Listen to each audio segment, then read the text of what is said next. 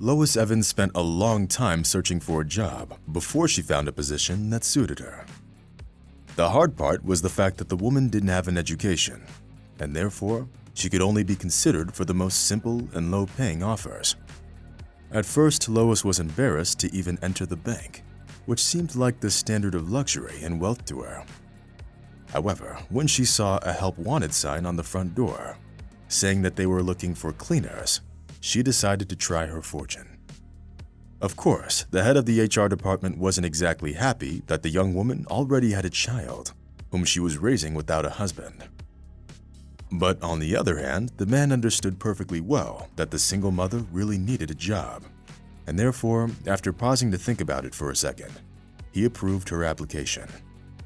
Well, now I can finally treat my little Nancy to her favorite juice and some pastries, Lois thought on her way home. The young mother rented a small house on the outskirts of Detroit, which cost her most of her earnings. Luckily, the landlady lived next door and didn't mind babysitting Nancy while her mother went from firm to firm looking for work. Mrs. Martin was a kind and sweet old woman who, despite her advanced age, always tried to help the unfortunate young woman who had no relatives and grew up in an orphanage. Lois didn't remember her early childhood well. All that she knew from the caretakers is that she ended up at the orphanage almost immediately after birth. It was rumored that Lois's mother died after childbirth, and there was no one else to take care of the baby. The woman never knew her biological father and could only guess who he was in real life. So, I guess I'm following in my mother's footsteps, let alone with the child in my care, Lois thought with tears in her eyes. The unfortunate woman couldn't understand what caused her boyfriend to leave her shortly before the birth of their daughter. Most likely, Glenn Stewart was simply a bad person who had gotten scared of responsibility and decided to protect himself from such a burden. But now that Lois got a job, there was a ray of hope in her life again. The woman wasn't afraid of hard work and was more than ready to work up a sweat in order to succeed. To Lois's surprise, her first day at the job was rather unpleasant. That was mainly because the bank employees treated the new cleaning lady with a touch of disdain, as they believed that she was wasting her youth on such a low-paying job. But the year spent at the orphanage taught Lois Evans to be resilient, and therefore she didn't let her sad thoughts prevent her from doing a great job. At first, most of the bank's employees didn't know the name of the new cleaner and preferred not to notice her in the hustle and bustle ever present in most financial institutions. However, when the bank started shining with cleanliness, always having a fresh feeling about it, the staff started appreciating the zeal of Lois Evans. Her perseverance and diligence were especially appreciated by Samuel King, who had been working as the director of this bank for several years. "You are a real wizard, Lois. Thanks to you, my geranium has bloomed for the first time in the last 3 years," Mr. King remarked and looked warmly at the new employee. At the same time, the director couldn't understand why Lois's face reminded him of someone. But no matter how much Samuel King thought about it, he couldn't understand what exactly it was that seemed familiar. Therefore, having driven away the annoyed thoughts, the director closed the office and hurried home, where his young wife was impatiently waiting for his return. Samuel and Kate met 3 years ago, and despite the age difference of almost 30 years, they decided to get married in just 1 month. Smitten by his young wife's beauty, Samuel King seemed to have found the very happiness that he had dreamed of for many years of his bachelor life. Of course, many of the banker's acquaintances explicitly voiced their concern, saying that the young woman only married him for his money. But the man was blinded by love, and so he chose to believe that those claims were just speculations of envious people who weren't as successful in life as he was. At dinner, Samuel would often tell his wife about his day at the office and what had been happening at the bank lately. Of course, being the director, he couldn't fail to mention the new young cleaning lady, who worked real miracles at the office. Moreover, Samuel didn't forget to mention how Lois transformed his own office, which was now full of various plants. unfortunately sharing the information about the cleaning lady with his wife. The man didn't notice how angry the woman got, squinting her eyes and pursing her lips. Who's that new beauty at the office? She's obviously got some kind of agenda. And she started by charming my husband. She probably wants to steal him from me.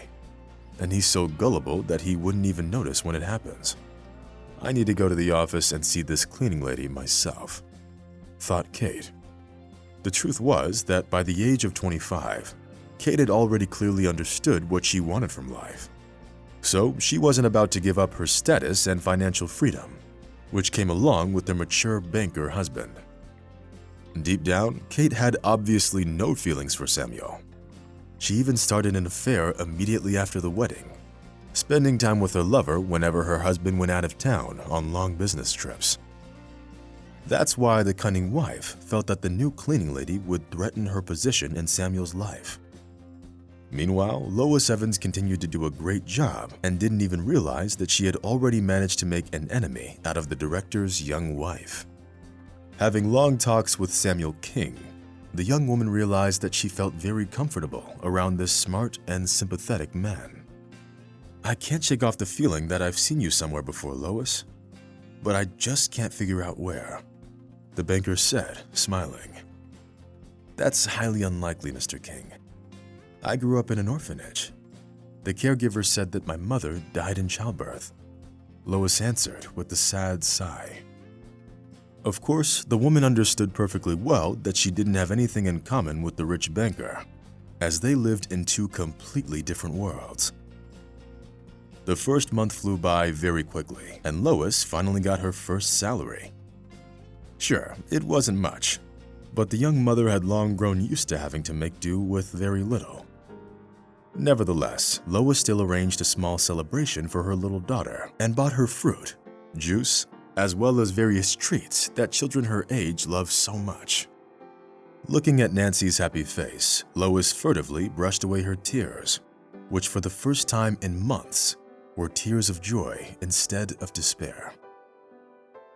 Unfortunately, the woman had no idea that the very next morning, her life would change again and give her a whole new set of problems, which would be very difficult to solve. It all started with the fact that Samuel King was horrified to discover some important documents were missing from his safe. Moreover, the safe wasn't broken into, which suggested that it was an inside job. Of course, Samuel King trusted his employees, and therefore didn't want to rush to any conclusions. The fact was that almost the entire staff had been successfully working together side by side for over a year, and therefore the director couldn't wrap his head around the possibility that one of them could be the culprit. To Samuel's surprise, it was his wife, Kate, who helped him get on the trail of the mysterious thief. You should take a closer look at this cleaning lady, dear. You can't deny the fact that the documents were lost almost immediately after she got the job. Moreover, she spends a lot of time in your office, said Kate, hiding a grin in the corners of her lips. Of course, Samuel King couldn't believe that Lois could have stolen the documents. But on the other hand, it was still worth looking into. Therefore, the very next day, Louise Evans found herself questioned by the bank security team. I don't know anything about any documents. I just watered the plants in Mr. King's office. I don't even know what documents he keeps in his safe. Lois kept repeating with tears in her eyes. Nevertheless, following the suggestions of the director's wife, the security team still accused the young cleaner of theft. Sure, they didn't have any evidence, so their conclusion was based solely on speculation. Since Louise Evans didn't admit to anything, she was temporarily suspended from work until the situation was resolved.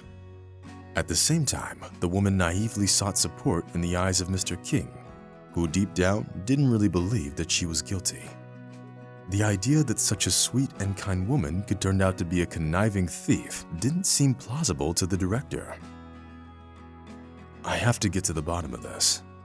If she is guilty, we'll punish her, and if not, I'll personally apologize to her, Samuel King thought, methodically looking through the phone numbers in his notebook. Being a wise man, the banker knew that he couldn't fully trust the bank security team, and therefore he decided to get an independent investigator to look into the situation. Samuel King didn't mind paying a substantial fee for the PI service, since he was sure that the PI would certainly be able to deal with the situation and find the real culprit. The investigation took about a week. One could only guess what the poor cleaning lady had to go through during this time, being accused of stealing and spying for competitors. God, what did I do to deserve all this? I didn't do anything wrong. I just did my job, whispered Lois, sobbing. During the investigation, the woman was asked to go on leave, which actually felt more like house arrest. Finally, the PI gave the banker the full investigation report. The weighty folder had dossiers and short biographies of all the employees that worked at the bank at the time of the theft. Having skimmed through the names, Mr. King stopped on the file of the new cleaning lady. What the banker learned from the single mother's file made him uneasy. "Is this true?" asked Mr. King, turning pale. "Yes, sir. Everything in this file is true. That's my job, and I'm good at it," the detective answered with a smile. Samuel King immediately called his personal driver, asking him to take the director to the house of Louise Evans. On his way over, the banker couldn't stop repeating in a quiet voice, "No, that can't be true." Seeing the director at her door, Lois immediately turned pale, lowering her eyes. But instead of hearing accusations, she heard something more shocking and incredible. "Well, hello, daughter. Tell me, was your mother's name Selena Lopez?" asked Mr. King with tears in his eyes. At that moment, Lois was ready to hear anything but that. "Excuse me, sir. Yes, that's my mother's name. But she died a long time ago, and I grew up in an orphanage," the woman said quietly. However, Samuel King was already holding the document found by the private detective in the archives of the orphanage. The file said that Lois's mother was indeed Selena Lopez, who, according to her medical records, died of postpartum complications. Few people knew that the first and only love of Mr. King was Selena Lopez. Unfortunately, at the behest of Samuel's wealthy parents, the young people were forced to break up, which ruined their plans for a happy future together. Unfortunately, Selena Lopez didn't know it yet, but she was already pregnant at the time. Therefore, the young woman from a poor family had to come to terms with the fact that her daughter would grow up without a father. After her death, the orphanage caregivers gave the girl their first and last name, which forever served as the connection between the baby and her deceased mother. Oh God, is that really true? Please just tell me, are you really my father?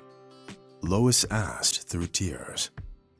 Samuel King only nodded in response, and fighting back his tears, pulled his daughter in for a hug. As it turned out a little later, it was the director's wife who stole the documents from his safe and tried to place the blame on the cleaning lady.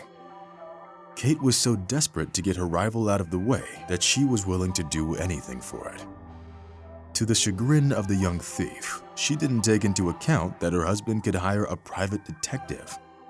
The PI quickly found out about her affair, as well as the fact that Kate's lover was only with her for her money. Upon learning of the affair, Samuel immediately filed for divorce. Thanks to the prenup they signed before getting married, Kate didn't get anything in the divorce. Now that Samuel had a daughter and a little granddaughter, his life got a whole new meaning and was filled with laughter and happiness.